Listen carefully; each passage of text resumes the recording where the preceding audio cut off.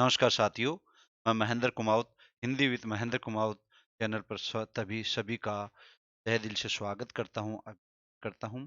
साथियों, हमारे चल रहे थे व्यंजन और व्यंजन में हमारे कुछ उच्चारण स्थान हो गए थे, तो आज से जो आगे बचे हुए हैं उनको लेकर चल रहे हैं। तो एक बार सभी को मैं महेंद्र कुमावत की तरफ से, इस चैनल की तरफ से, हिंदी विद महेंद्र कुमावत अ, की तरफ चैनल की तरफ से सभी को तहे दिल से शुक्रगुजार करता हूं का अभिनंदन।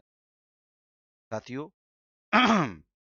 इस चैनल को ज्यादा से ज्यादा लाइक करो, शेयर करो, सब्सक्राइब करो। अब ध्यान देंगे व्यंजनों के भेद। हमने आपको बताया था व्यंजन व्यंजन की संख्या कितनी है साथियों? 33 है, 33। अब इस 33 को हमने प्रमुख रूप में तीन भागों में बांटा था। प्रमुख रूप में कितने भागों में बांटा साथियों? तीन भागों में बांटा। प्रमुख रूप में दो भाग कर लो, फिर उसके तीन भाग। तो एक है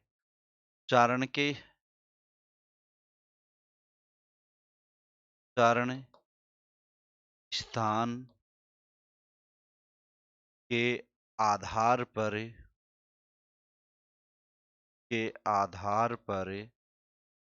व्यंजनों के व्यंजनों के भेद के। दूसरा है साथियों प्रयत्न के आधार पर। प्रयत्न के आधार पर व्यंजनों के भेद। प्रयत्न के आधार पर व्यंजनों के प्रयत्न के आधार पर व्यंजनों के भेद। अब प्रयत्न के आधार पर व्यंजनों के तीन भेद होते हैं साथियों। कितने भेद माने जाते हैं? तीन भेद। प्रयत्न के आधार पर व्यंजनों के तीन भेद माने जाते हैं। तो देखो, प्रयत्न के आधार पर तीन भेद कौन कौन से हैं? कल हमने एक पढ़ा था, उच्चारण के आधार पर। उच्चारण के आधार पर व्यंजनों के भेद। दूसरा,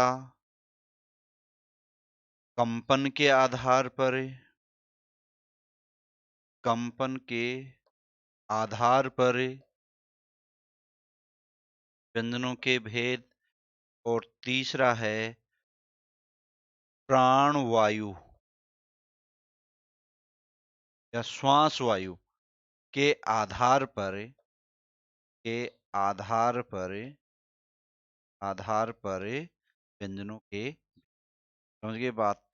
तो ये हमारे पिछली क्लास के अंदर यहाँ तक उच्चारण के आधार पर हमारे 8 भेद होते हैं। क्लास के अंदर आपको बताया है।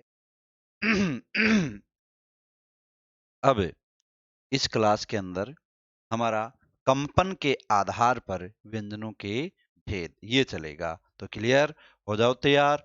एक बार मैं सभी को राम राम करता हूँ, नमस्कार करता हूँ। साथियों, व्यंजन हमारे 33 होते हैं और 33 को दो भागों में बांटा। उच्चारण के स्थान के आधार पर। उच्चारण स्थान हमने देख लिया, कोई विसर्जनिया, कंठ, तालु, मूर्धा, दंत, ये सारे के सारे इसमें आ गए। और प्रयत्न के आधार पर व्यंजनों के तीन भेद माने जाते हैं, जिनमें एक है उच्चारण के आधार पर, दूसरा कंपन के आधार पर, तीसरा प्राणवायु के आधार पर। उच्चारण के आधार पर हो गया। अब हमारा चलेगा कंपन के आधार पर व्यंजनों के भेद। चलो, दोनों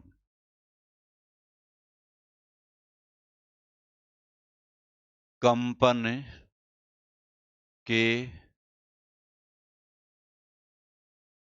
आधार पर कंपन के आधार पर व्यंजनों के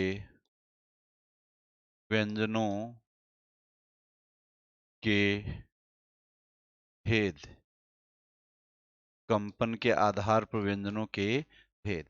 देखो, श्वास वायु हमारी नाभि से उड़ती है और फिर स्वर तंत्रिकाओं में किसी में कंपन ज्यादा होगा, किसी में कंपन कम होगा।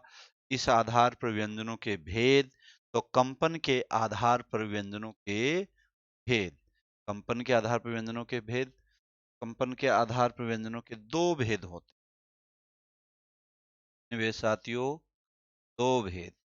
कंपन के आधार पर दो भेद दो भेद। एक है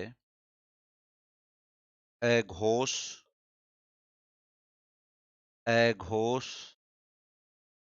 और दूसरा है शयघोष,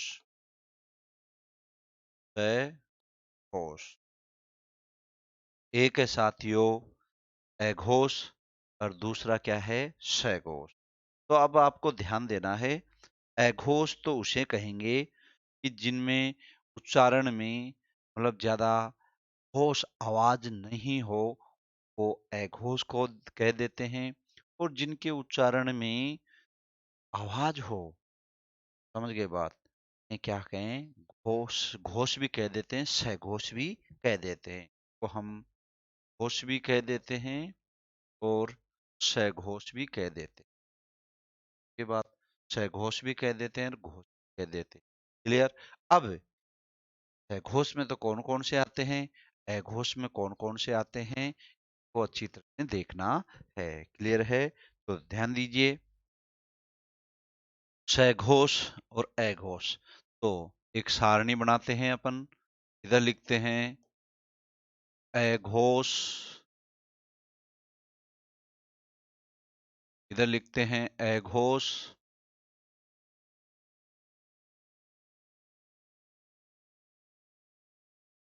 अघोष, और इधर लिखते हैं घोष या फिर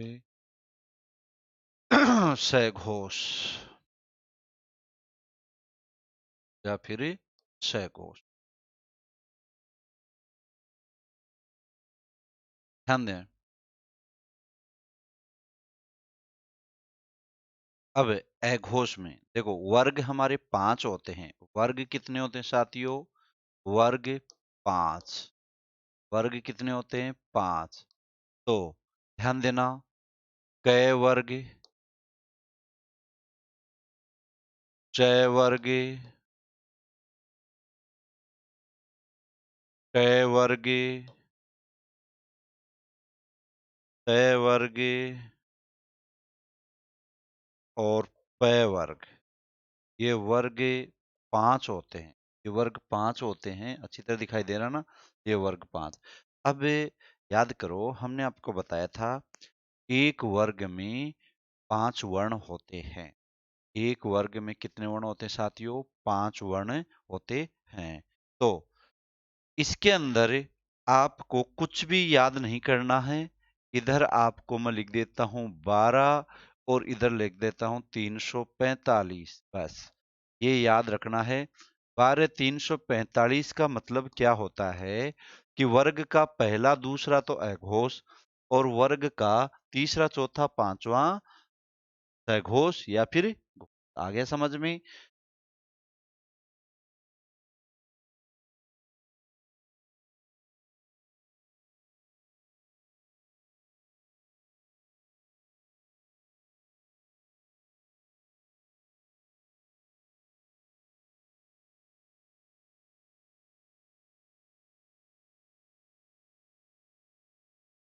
ध्यान दो, तो वर्ग का पहला और दूसरा तो क्या हो जाएगा साथियों, क्या हो जाएगा,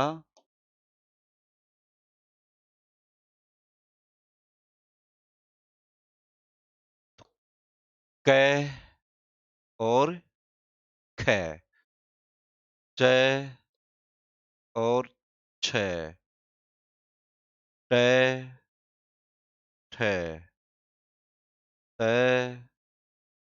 ठ और प,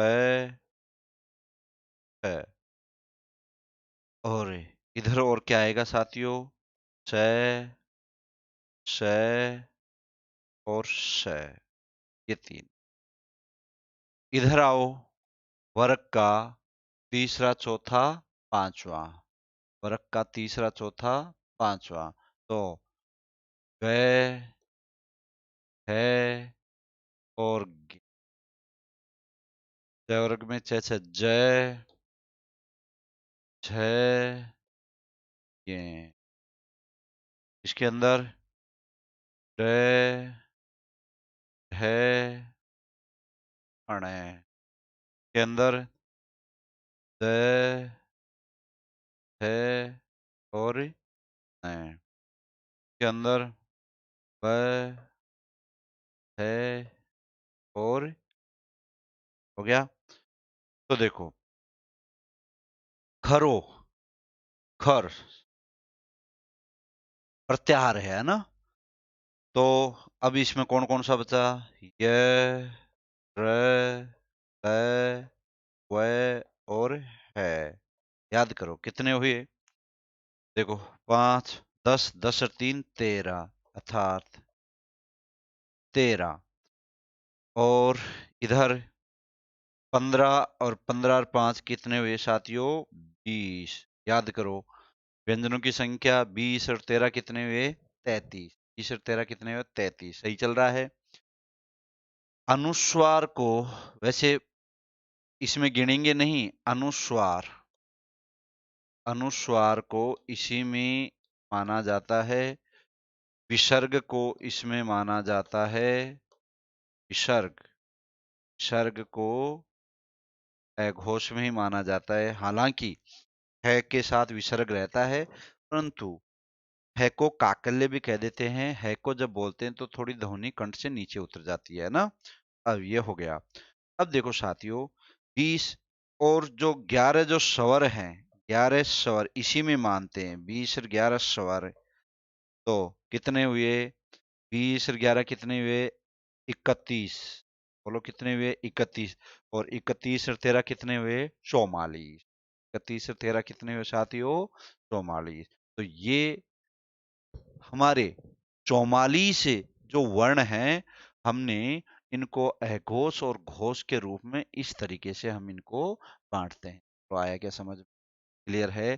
तो साथियों घोष और अघोष जो हमारे हैं, कंपन के आधार पर स्वर तंत्रिकाएं हैं, उनमें कंपन होता है, उस आधार पर हमारे इनके भेद माने जाते हैं। क्लियर है? आज इस क्लास के अंदर इतना ही साथियों। नेक्स्ट क्लास के अंदर जो बचे हुए व्यंजन हैं उनको लेके आएंगे। तब तक के लिए मैं महेंद्र कुमाऊत इस चैनल के माध्यम से सबको राम राम करता हूँ। हिंदी विद महेंद्र कुमाऊत इस चैनल को लाइक करो, शेयर करो, सब्सक्राइब करो। राम राम साथियों।